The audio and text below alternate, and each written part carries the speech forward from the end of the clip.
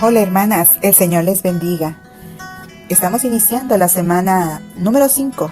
Ya estamos pasando la mitad de nuestro estudio. El título es La batalla de los sexos.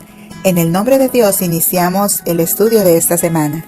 Hermana, y pidiéndote que tú de manera personal ores, rogándole al Señor en humildad de espíritu, que sea Él quien abra tu mente, tu corazón, para recibir lo que Él tiene para ti a través de su palabra. Esta semana, hermanas, vamos a aprender cómo esa batalla entre sexos no es alguna broma. Muchas veces se toma como un reality show, se toma como un chiste, como un entretenimiento. Sin embargo, esa batalla que existe tiene su origen dolorosamente en el pecado. Ha sido una consecuencia del pecado. Y el pecado ha causado esos problemas, ¿verdad? Esos estragos entre los hombres y las mujeres. Y esto es algo que es serio y que es alarmante. Cuando Adán y Eva pecaron, aunque uno y el otro se culparon, vemos cómo ambos pecaron delante de Dios. Aunque Eva fue quien fue engañada, Adán no quedó sin culpa, porque él también quebrantó el pacto de Dios. Sin embargo, aunque ellos pecaron de diferentes formas y en diferentes momentos, Dios, hermanas, determinó que todos habían pecado y todos habían caído de su gloria. Y así sería siempre durante el resto de la historia del ser humano. Lo encontramos en Romanos 3:23. Y ahora vamos a ver, 1 Corintios 15:22, la palabra de Dios nos dice que como Adán era el responsable, ¿verdad?, del bienestar de la familia humana, Dios lo pone como el máximo responsable porque es su palabra ahí en ese pasaje muestra que en Adán todos mueren, pero que en Cristo todos seremos vivificados. Ahora vamos a ver cómo el apóstol Pablo dice en Romanos 5, 14 y 15 primeramente, busquemos ahí en la Biblia, dice: no obstante reinó la muerte desde Adán hasta Moisés, aún en los que no pecaron a la manera de la transgresión de Adán, el cual es figura del que había de venir. Pero el don no fue como la transgresión, porque si por la transgresión de aquel uno murieron los muchos, abundaron mucho más por los muchos a gracia y el don de Dios por la gracia de un hombre, Jesucristo. Vamos a comparar el contraste del primer Adán con Jesús, que es el último Adán, en los versículos 18 al 19 y del 20 al 21. Dice: porque así como por la desobediencia de un hombre los muchos fueron constituidos pecadores, así también por la obediencia de uno los muchos serán constituidos justos. Pero la ley se introdujo para que el pecado abundase, mas cuando el pecado abundó, sobreabundó la gracia. Ahora, el primer Adán, el pecado del hombre, dice la palabra: por la transgresión de uno vino la condenación. Ahora, ¿cuál es el regalo de Dios? La palabra dice que por la justicia de uno vino la justificación, ¿verdad?, de vida. Otro de los contrastes lo encontramos en el versículo 19, del contraste del primer Adán, que es el pecado del hombre. Dice que por la desobediencia de un hombre los muchos fueron constituidos pecadores. Y el contraste está en el último Adán, que es el regalo de Dios. ¿Qué dice el pasaje? Por la obediencia de uno los muchos serán constituidos justos.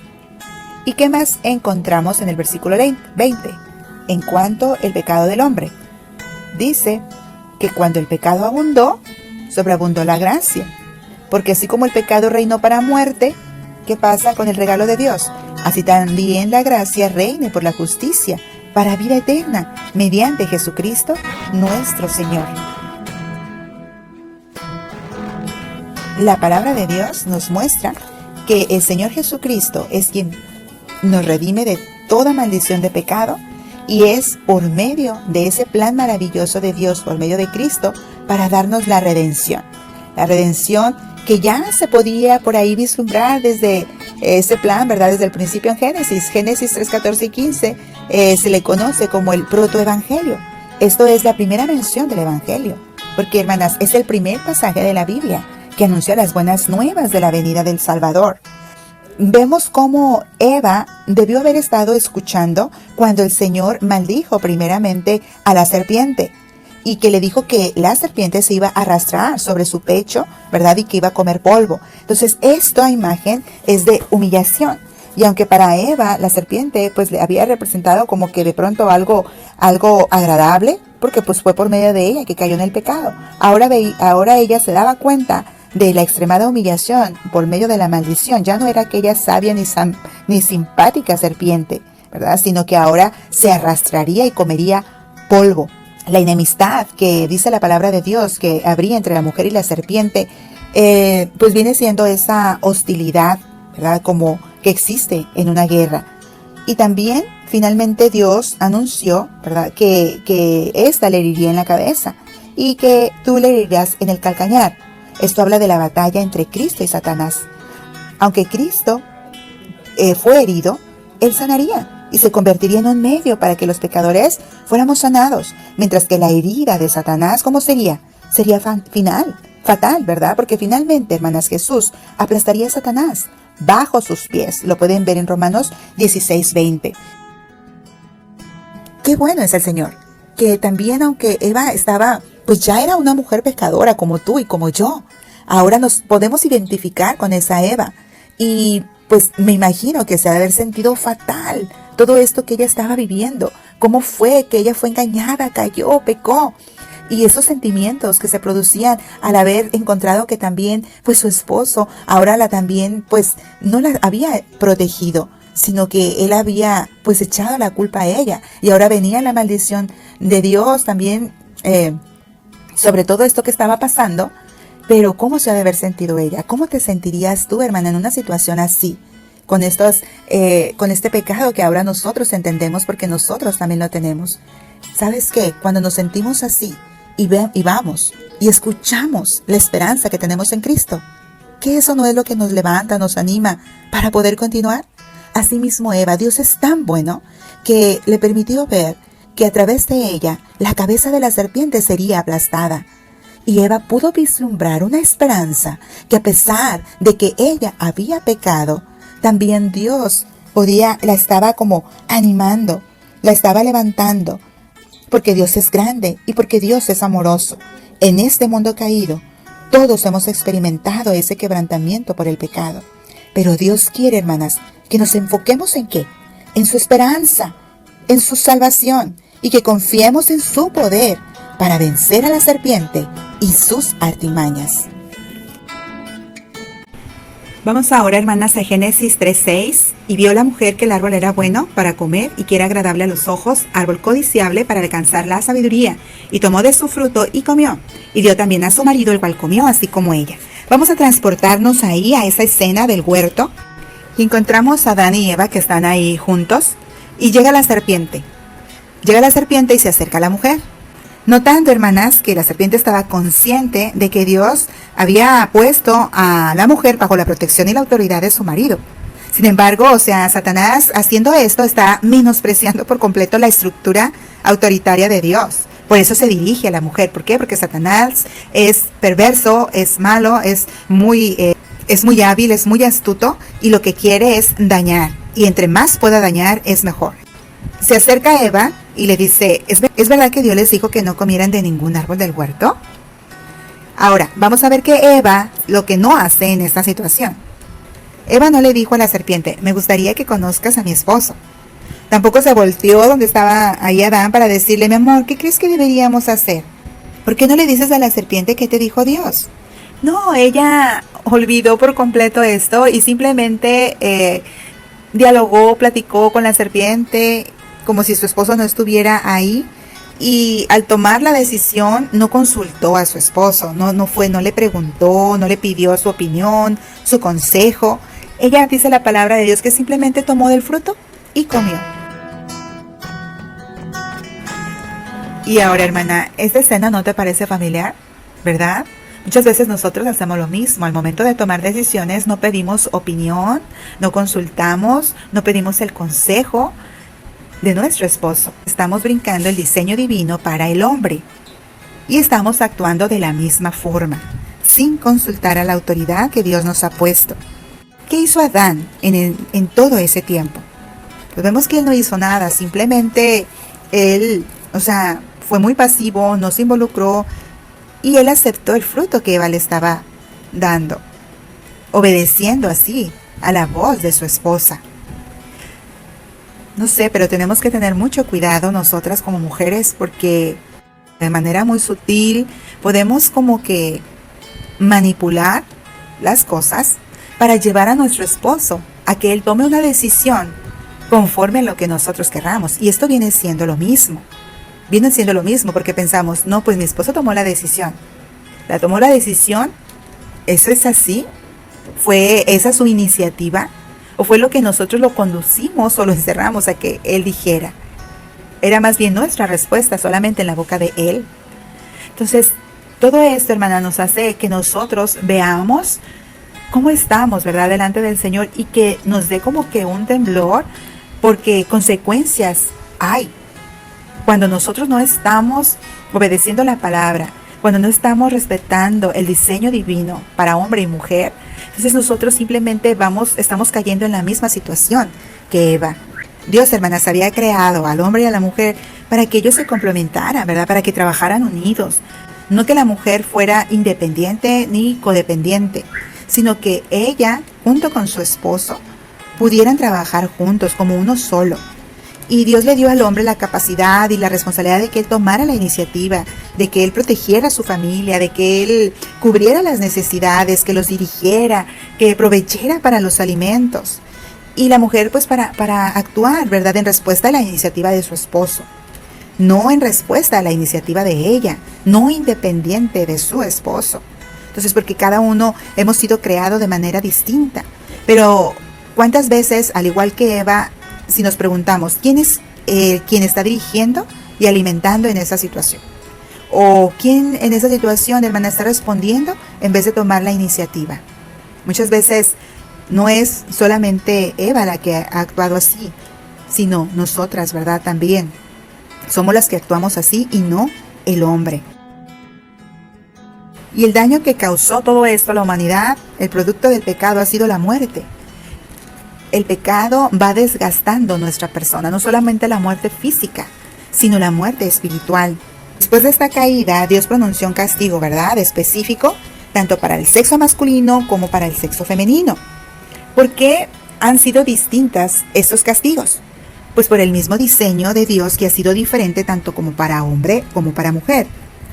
Nos dice la palabra de Dios a las mujeres que con dolor daremos a luz, ¿verdad?, a nuestros hijos. Entonces esa fue la primera sentencia de la mujer en Génesis 3:16. Dios dijo que el dolor de la maternidad y de dar a luz un hijo se iban a multiplicar por consecuencia del pecado. Y eso no solamente es que el dolor físico al momento de tenerlos. Quizás algunas mujeres no lo han experimentado como otras, pero sí ese dolor emocional, espiritual y relacional, porque cuando somos madres, ¿verdad?, nos duele lo que está pasando con nuestros hijos al momento de criarlos, de poder hablar con ellos, de interactuar con ellos. Hay dolor, hay sufrimiento. Ser madre es una de las relaciones más gratificantes y por culpa del pecado una de las más dolorosas. Y otra relación, hermanas, que ha sido severamente afectada por el pecado fue la relación de la mujer con el hombre, o sea, especialmente con su esposo. Dios nos creó sensibles, ¿verdad?, y al hombre con el liderazgo. Entonces, ¿para qué? Para que estos dos elementos fueran hermosos y unieran a la pareja, a la relación. Pero como el pecado dañó todo, entonces todo eso ha sido más que como una competencia entre los sexos, que ha destruido mucho. La palabra de Dios dice que el deseo de la mujer va a ser para su esposo. Y eso también se ha vuelto como algo negativo. Y al hombre que se enseñoree de la mujer. En Génesis 3:16, Dios le está diciendo a la mujer que ella iba a tener el impulso de controlar, ¿verdad?, de resistirse, de oponerse, de actuar en contra de su esposo. Aunque fueron creados para actuar como uno, pero ahora va a existir esa barrera por producto del pecado. Y en vez de seguir nosotros como mujeres el liderazgo de nuestro esposo y estar juntos como el Señor lo quiere, ¿verdad?, para que glorifiquemos su nombre, entonces vamos a tener todo lo contrario, o sea, esa inclinación por tomar las riendas, por querer controlar nuestro hogar, por querer seguir nuestro camino, por querer controlar todas las situaciones. Entonces el final del versículo dice que no solo tu deseo será en contra de tu marido, sino que él se enseñoreará de ti.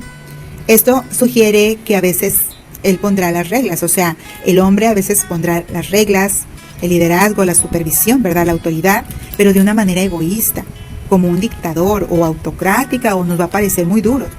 Entonces, Él no siempre va a guiar de una manera piadosa. En un sentido más general, esta sentencia podría resumirse así. El pecado tergiversó el deseo positivo de la mujer de responder sensiblemente al hombre y lo convirtió en un deseo negativo de rebelarse en contra de él. Y el pecado tergiversó el impulso positivo del hombre de usar su fortaleza para guiar, proteger y suplir las necesidades de la mujer y lo convirtió en una tendencia negativa a abusar de ella o cederle sus responsabilidades a ella. Entonces, todo este panorama, hermana, nos hace que entendamos cada vez más cómo hemos sido diseñadas y cómo es que batallamos, cómo es esa batalla entre esposo, entre hombre y mujer, cómo es esa batalla entre hombre y mujer debido al pecado y debido a que nosotras, si no vamos a querer obedecer al Señor y vamos a seguir haciendo caso a la serpiente, pues entonces consecuencias vamos a seguir sufriendo y dolor vamos a seguir experimentando si no nos rendimos al Señor, si no dejamos que el Señor sea el que nos ayude para que nosotras podamos vivir la feminidad divina. Si no vamos a seguir entonces provocando esa competencia, esa rivalidad. Y el hombre también sufre dolor, o sea, no solamente la mujer, hermanas, el Señor también pues sentenció al hombre para el dolor, o sea, Él dice la palabra que con dolor, con el sudor, dice la palabra que con el sudor de tu rostro comerás el pan hasta que vuelvas a la tierra, porque de ella fuiste tomado, pues polvo eres y polvo volverás. Leí una parte de Génesis 3:17 al 19. Dios diseñó al hombre para tomar la iniciativa, ¿verdad? Para suplir las necesidades de su familia y protegerla. Ahora, el pecado hizo que eso se frustrara, que eso fuera difícil, que fuera difícil para él ejercer dominio, que fuera difícil para él tomar la iniciativa y que iba a batallar, porque con el sudor de su frente el hombre iba a trabajar, pero que la tierra, ¿qué pasa? Lo combate con espinas y cardos. O sea, el hombre siente que aunque lo intente con todas sus fuerzas, no puede progresar, no sirve de nada. O sea, él se siente así, sus esfuerzos nunca son suficientes. Dios le dio al hombre la iniciativa natural a triunfar y prevalecer en una manera positiva. Pero el pecado, todo en la vida le sale al encuentro. O sea, todo por producto del pecado se le opone resistencia. El trabajo le opone resistencia. Las finanzas, incluso hasta su esposa y sus hijos le oponen resistencia al hombre, al esposo. Y hermanas, muchos hombres sufren, ¿verdad?, de enormes sentimientos de esa incapacidad y de ese fracaso. Y es imposible que protejan a los que aman de todos los peligros. Es imposible que suplan todas las necesidades de su familia. El pecado, la enfermedad, la corrupción, la destrucción. Hay presión, ¿verdad?, de estos elementos por todos lados. Esos son los cardos, esas son las espinas, lo que sufre el hombre. Y aunque ponga lo mejor de sí, él no tiene suficientes dedos para tapar todos los agujeros, ¿verdad? Así que, hermanas, ¿conoces hombres en tu esfera de influencia que luchan contra el dolor de la masculinidad? Estas han sido las horribles consecuencias, ¿verdad?, de la degeneración del pecado. El pecado ataca la misma esencia de nuestro ser como hombres y como mujeres. Solamente necesitamos que Dios intervenga en nuestra vida para que aquello que está quebrado o que está a punto de caer por causa del pecado pueda volver a restaurarse. ¿Las mujeres de hoy sufren a manos de los hombres? Sí, ¿verdad? Por supuesto. Quizás tú conoces alguna historia de alguna mujer, de alguna hermana que ha sido lastimada por un hombre. O lamentablemente tú misma has sido, ¿verdad?, esa mujer. Y vemos que ese es un problema a nivel mundial. Muchas mujeres hoy en día están siendo maltratadas por hombres. ¿Cómo te sientes cuando una amiga te confía que ha sido herida por un hombre cercano a ella?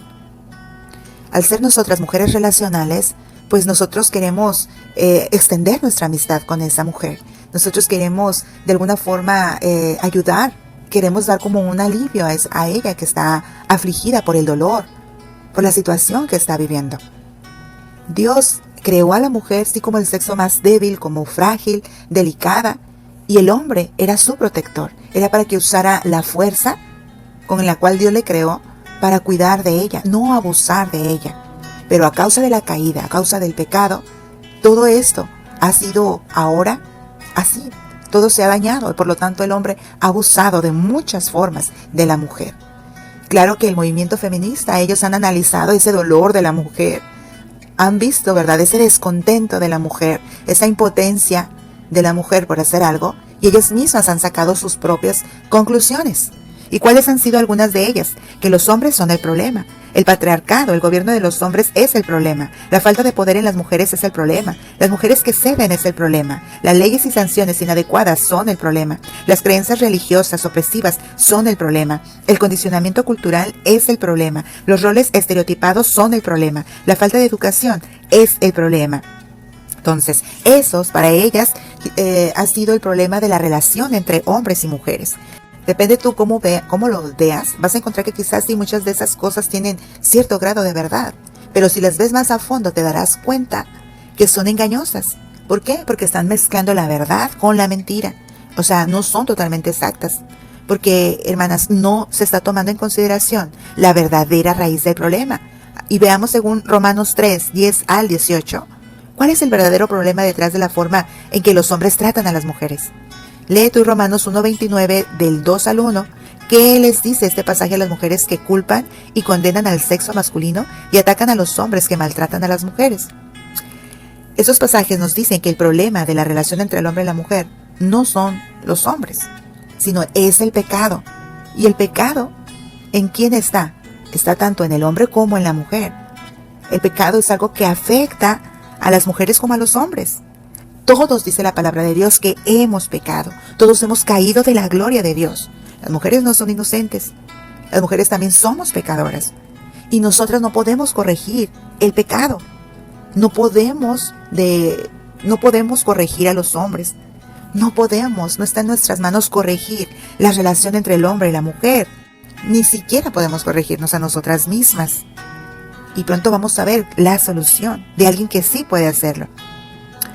Así que, hermanas, aunque el movimiento de estas mujeres identificó algunos problemas válidos, no fueron abordados desde la perspectiva bíblica, sino que ellas pues alentaron a las mujeres a rebelarse, a echar la culpa, ¿verdad?, a los hombres solamente, y que ellas tenían el derecho de hacer las cosas a su manera, buscando su propia solución al problema.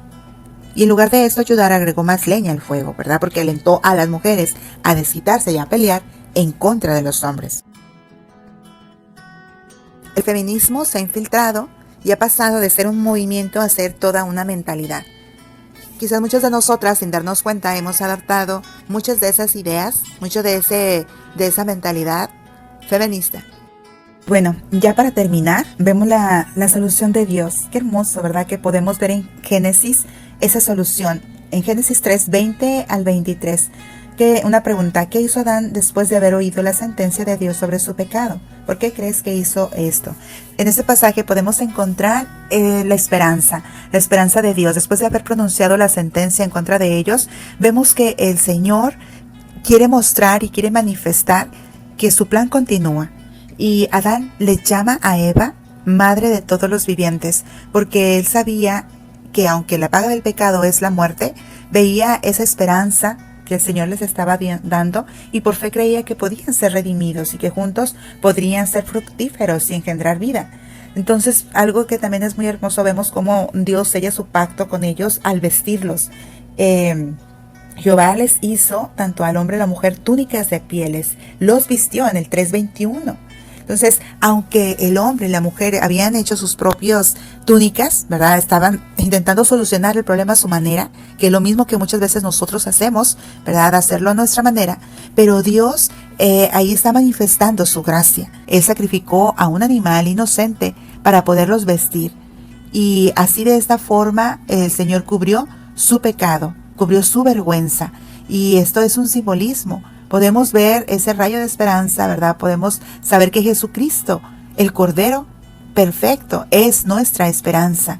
Así que Él es el único que puede solucionar cualquier problema que se presente en la relación de hombre y mujer. Él puede corregir la masculinidad y la feminidad. Entonces no está perdido, ¿verdad? Todo a través de Jesucristo y solamente a través de Él, todo puede restaurarse. ¡Qué bendición! Muchas gracias y que el Señor les bendiga.